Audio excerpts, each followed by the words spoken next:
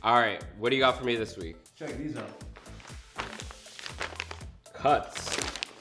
How much was this again? This is actually from their Versa-Knit fabric, 118 USD. Versa-Knit, okay. So this is what we would call in the industry just a double knit fabric. Versa-Knit is just their marketing slogan for this. When you're having a double knit fabric, you're actually gonna have fabric that is technically reversible and it's gonna give you a lot more stretch in specific directions. You'll see here, there's a lot more stretch in the horizontal than vertical direction, which should be good around the hips, the calves, and a lot of areas that need stretch. Typically, you don't need a lot of stretch in the vertical direction. Belt loops here, we have a snap closure with a additional clasp. I can see that they used a marking die here for the placement of this additional clasp. However, it's still prevalent on the actual jogger, so this clearly wasn't a, let me see here. This is not a washable marker, so they kind of used like a Sharpie to denote where this is supposed to be placed. And holy untrimmed threads, Batman. I mean, this is, we got untrimmed threads here, over here, over here, over here. Wow, that's actually, let me take a look at the inside. Where's this made actually too? Made in Vietnam, okay. Untrimmed threads here. You have a embroidered patch on the leg here.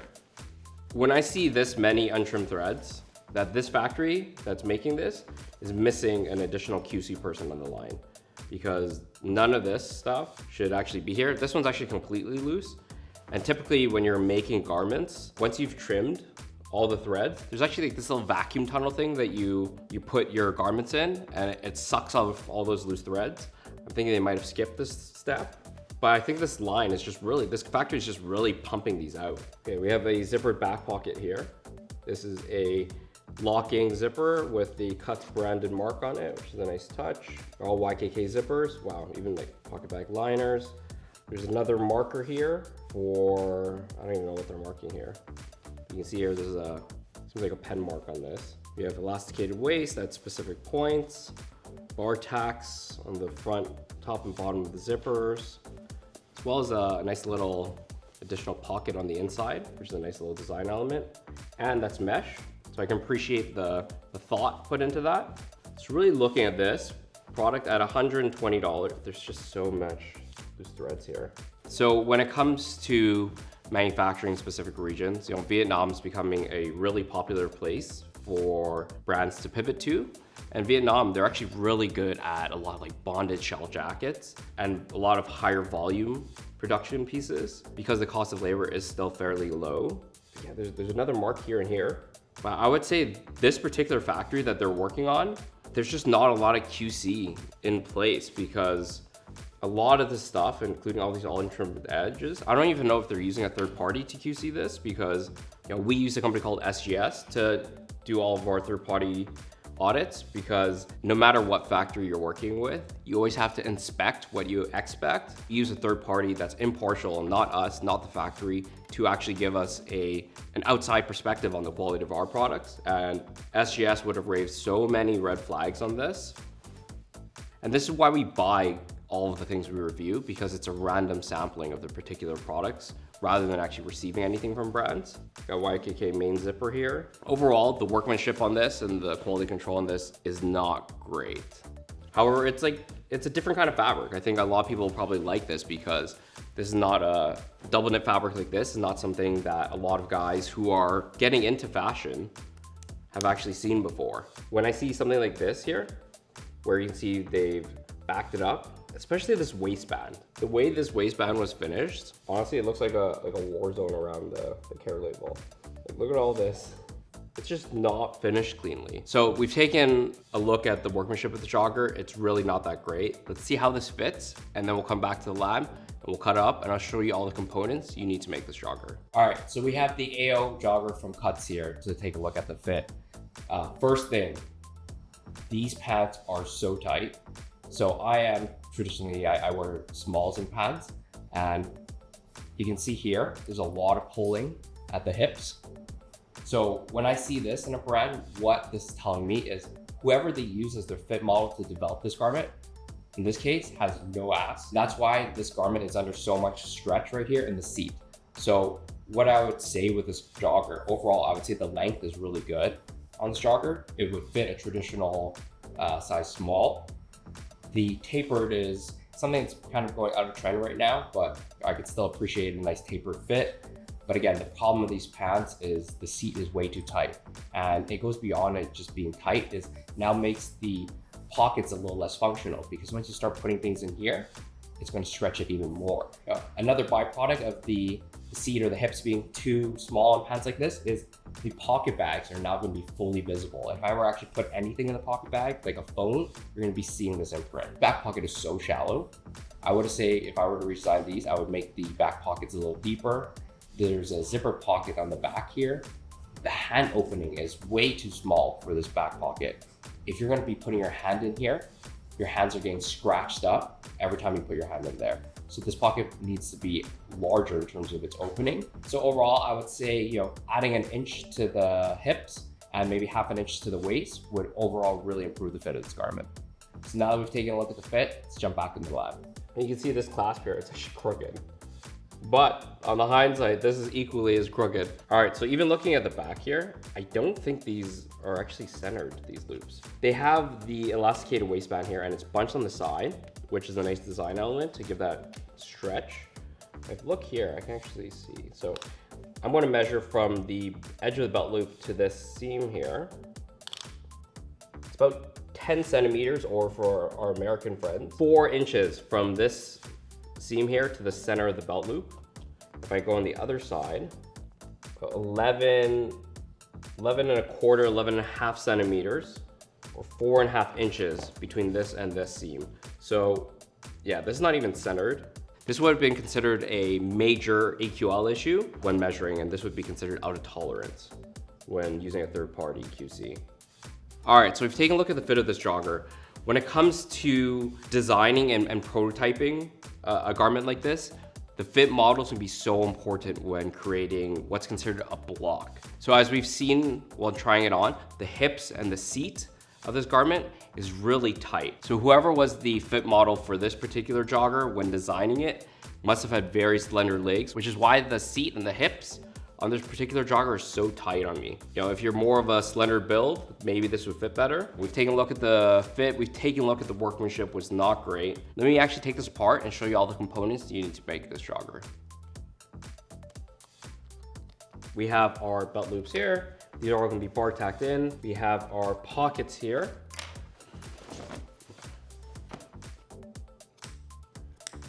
These are the points on the side where they have the elastic, as well as the interfacing here. So what this is going to, oh, it's interesting.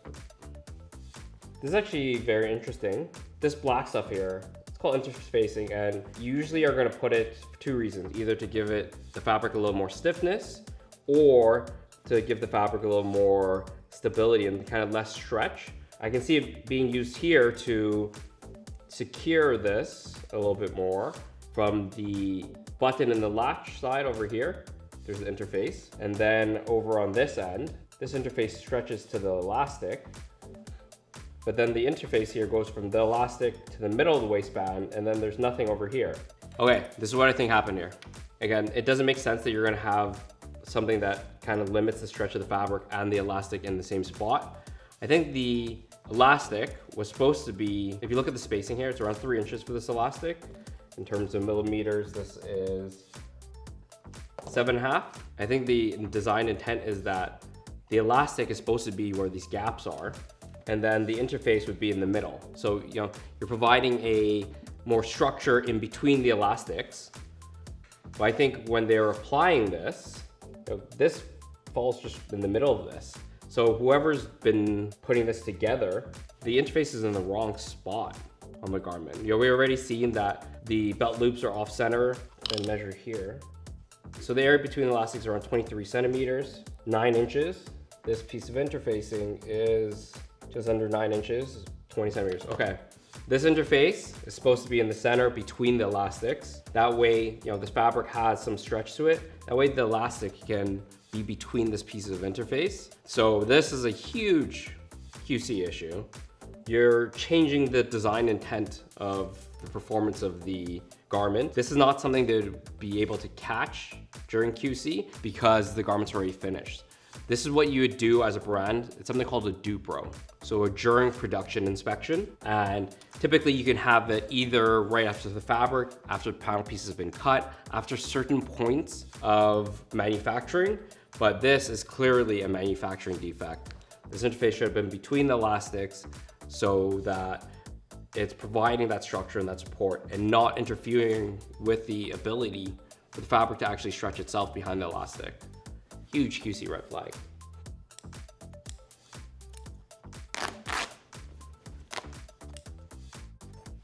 All right, so now that we've taken apart, here's all the elements that you need to make this AO jogger from cuts. Waistband, and in the waistband you have the elastics, back pocket bags here with the zipper, front pocket bags, entry to the pocket bags with the mini coin pockets with the mesh, front leg panels, back leg panels with our calf design element, fly, gusset, and yoke, and we have all our trims, and in this case, no hang tag. All right, so you've seen all the components you need to make these joggers. There's a lot of different parts, which is why this brand probably chose to make this in a lower cost region such as Vietnam. However, there's a lot of workmanship issues with these joggers. And I see this happen actually with a lot of brands that start moving to different regions, because let's say a lot of people start off in China with Alibaba, but then China's getting really expensive to actually make stuff. So you look at other regions. When you're going to other regions, a lot of factories are gonna quote you these really low prices, but what does that actually mean in terms of quality for that specific country? You know, when you're looking at this, there's multiple QC issues on this. If I were to send this to a third-party inspection company before I even started cutting this up, this would have failed on so many issues in terms of loose threads, in terms of measurements, in terms of tolerances, in terms of just fit and workmanship. What I would improve on this product is a lot of things. You know, one is, I think the brand actually needs to revisit the factory they're making this in. I don't know if this brand's actually aware of all the QC issues that are happening on these particular pair of pants. So I would say revisiting the manufacturing relationship, revisiting like expectations of what something like this should cost in Vietnam. Moving to Vietnam is not the issue here. Moving to Vietnam and trying to get it done at a specific price point with a specific factory is the issue. There's plenty of factories in Vietnam that can really execute this well. I've made a lot of stuff in Vietnam and there's really excellent factories there. You just need to manage your expectations as a brand of what you can actually get this made for and still have the quality you're looking for. You know, just overall, there's a lot of steps skipped here. I kind of have an idea of what this probably cost to make because I've seen garments like this made in Vietnam, but let's just see what the GSM is and we'll go from there.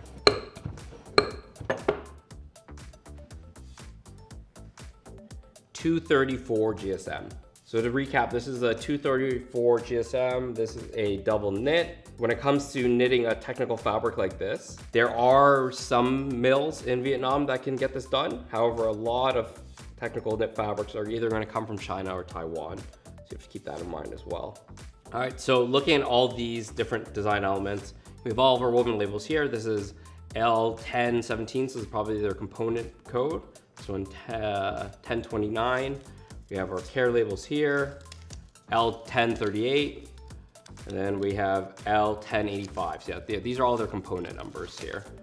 This together, 25 cents. We have our fly zipper at this length with the plastic and metal zipper pull. This zipper pull isn't branded, so at least it's a YKK, 75 cents for the zipper. We have a smaller zipper here, which is branded with the Cuts logo.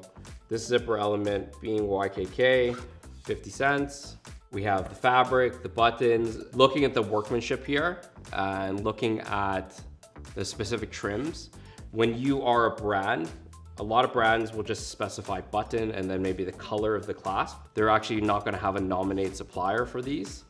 So I assume that the brand is actually letting the factory choose the specific trims for these clasps, because, you know, a lot of brands don't think these things matter. But I would encourage most brands to get control of their entire supply chain, even knowing what thread are they using, because this thread was pretty weak as well. Even with the complexity of this garment, with it being made in Vietnam, fabric is definitely something that's different when it comes to pant. Not a lot of people have seen double knit like this before. So it's a great way to introduce customers to a different kind of fabric. I would say this pant costs no more than $10 to $13 to make in Vietnam.